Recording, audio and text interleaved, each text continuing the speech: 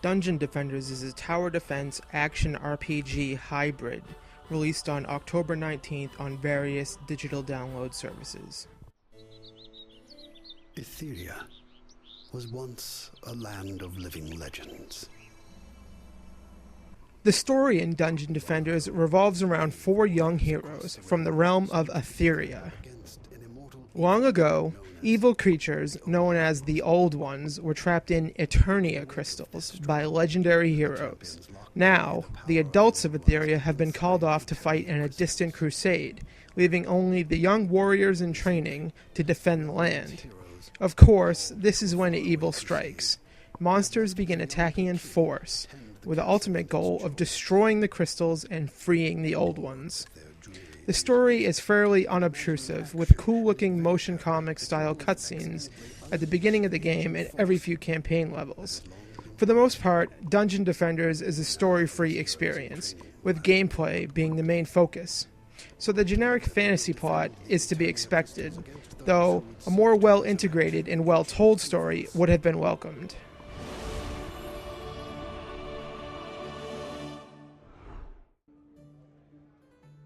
Dungeon Defenders features several modes of play, but the bulk of your time will be spent in the campaign. The campaign consists of 13 levels, with difficulty and complexity increasing with each level. Levels can take anywhere from 20 minutes to near an hour to complete, meaning that in just the campaign alone, Dungeon Defenders has quite a bit of content.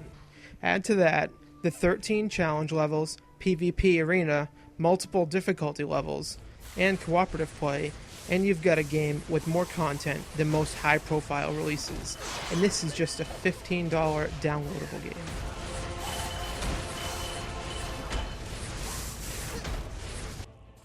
The primary objective of every level is to protect your Eternia crystal from enemy attacks. You do this by building defenses, much like any other tower defense game you may have played before. What sets Dungeon Defenders apart from other tower defense games are the action and role-playing elements. Each wave has 2 phases, the build phase and the combat phase. During the build phase, the game plays much like any other tower defense game. You place defenses all around the level until you feel you are prepared, you hit the unit limit, or you run out of mana, the game's currency. When the build phase is over, you begin the combat phase.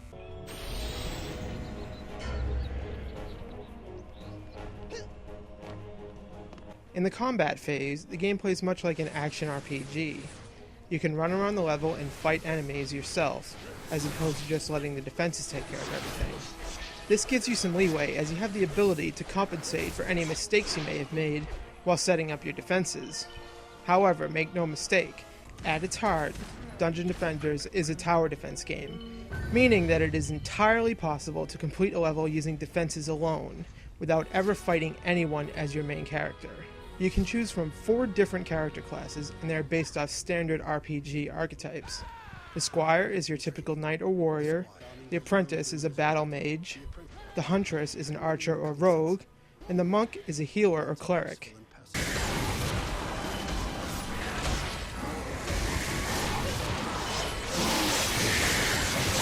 When playing co-op, it is essential to have a balanced group, as each class has different abilities, defenses, and combat effectiveness. Co-op is the way the game was meant to be played, as it is essential to use defenses from each class to complete almost every level. It is possible to switch characters on the fly when playing alone, but only the character you had in during combat will gain any experience for that phase, meaning you'll have to grind earlier levels to get your character's experience up high enough in order to have any shot in the later levels without a group of players. Fortunately, Dungeon Defenders gives you every opportunity to play co-op, allowing for 4-player split screen, 4 players online, or any combination of local and online players. This is a very welcome feature, especially considering how so many games today don't even offer 2-player split screen. The RPG mechanics in Dungeon Defenders are quite robust, given that it's a hybrid of several other genres as well. You gain experience toward leveling up when defeating enemies, regardless of whether you killed them yourself or your defenses did it. Each time you level up, you're given points to distribute to either your character's base attributes, such as damage dealt or overall health, or to improve the effectiveness of your defenses. As you level up, you gain access to new character-specific abilities and defenses. The game also features a large emphasis on loot. The loot system works similar to more loot-focused games like Diablo and Borderlands. This means that each item will have descriptors as well as a base item set to determine its effectiveness. This can increase the replayability immensely if you're one of those people that can easily succumb to loot lust. In addition to these role-playing elements, the game also features weapon upgrading and pets. While at the tavern, the hub area you travel to in between levels, you can spend mana to upgrade any weapon you find, making those rare drops all the more effective. You can also buy a pet in the store, such as a hawk or dragon, to aid you in combat. These RPG mechanics make Dungeon Defenders deeper than many games that try to build themselves as RPGs.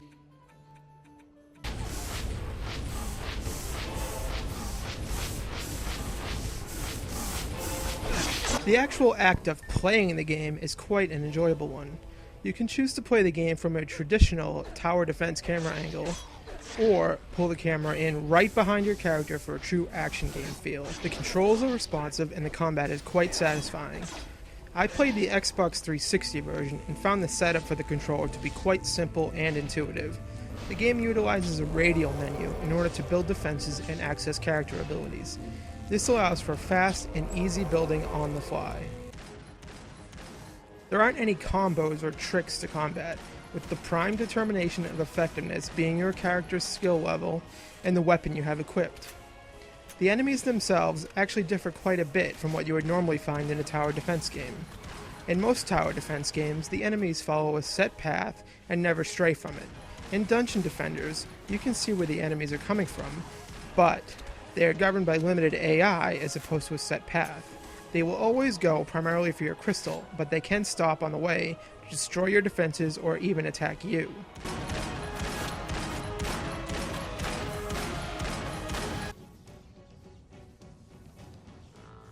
There are also a few boss fights, with one occurring every few levels.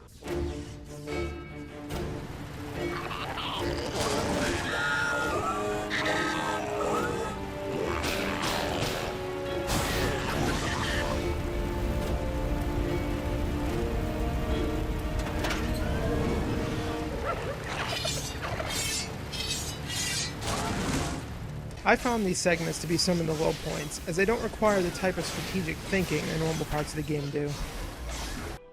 You've seen the game in motion for quite a while now, and as you can see, it's quite a good looking game. It features a cel-shaded cartoon art style that fits the tone perfectly. The motion comic style cutscenes also look great, and they're all narrated with a very tongue-in-cheek tone. The monk, who has taken a vow of silence, stoically stares off into the distance, as if remembering something from a dream.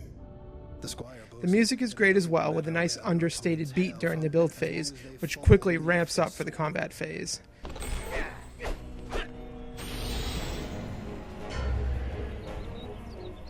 The tavern also has a very medieval pub sounding song that plays while you're there.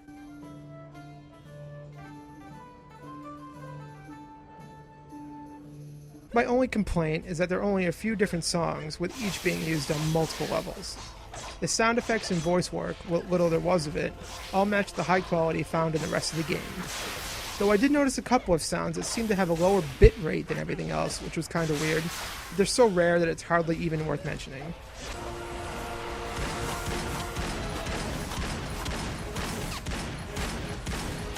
Simply put, Dungeon Defenders is a great game. It expertly blends tower defense, action, and role-playing into one fun and addicting package.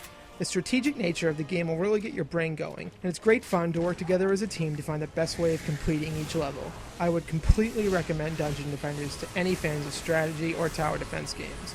Furthermore, due to the action and RPG elements, Dungeon Defenders is a perfect jumping-on point for any fans of role-playing or action games that have had an interest in getting into the strategy genre. The large amount of content and engaging multiplayer modes will have you playing this one for a while, and at $15, it's well worth your money. This one gets an 8.8.